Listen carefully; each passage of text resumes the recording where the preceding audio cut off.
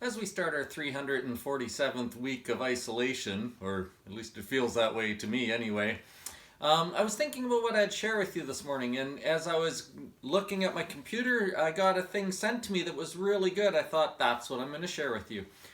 Sarah has this opinion that things get amplified when stress happens. So really good things show up, people become kinder, and good people come out of the woodwork. But our troubles get amplified as well, and some of the negative ways we deal with one another get amplified.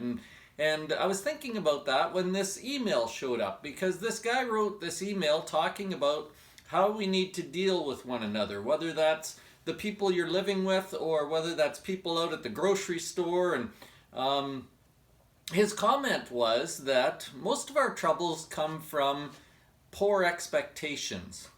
We have expectations of one another, and when those expectations don't get met, then we get upset.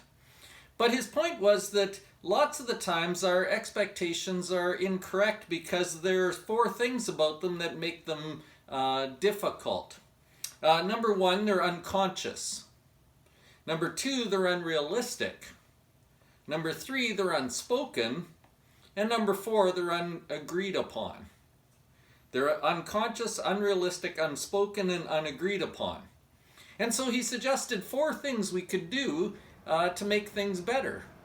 And the four are just the opposite of the problem parts, right? Instead of unconscious expectations, we need to have conscious expectations. In other words, I have to become aware of what I'm expecting of other people. What am I expecting other people to be like? Then, number two, my expectations need to be realistic. I have to ask myself if the expectations I'm holding of the other person are even real. Could I even really expect that? Is that even realistic?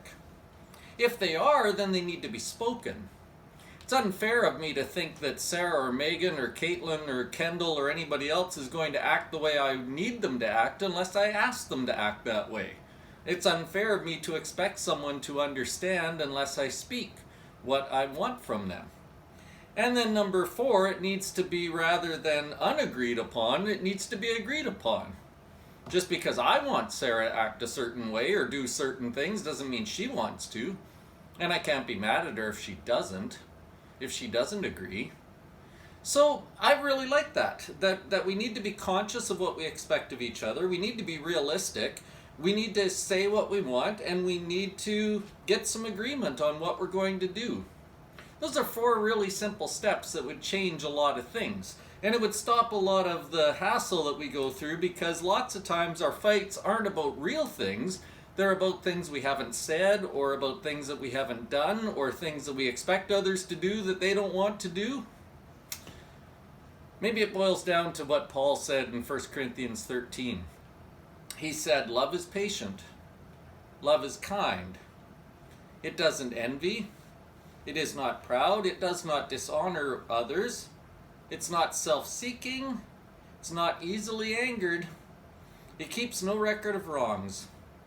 Love does not delight in evil, but rejoices with truth. It always protects, always trusts, always hopes, and always perseveres. It's starting to feel like we've been inside a long time. Don't make your troubles worse. You can help one another by having realistic expectations, saying what you want, getting some agreement, and loving each other.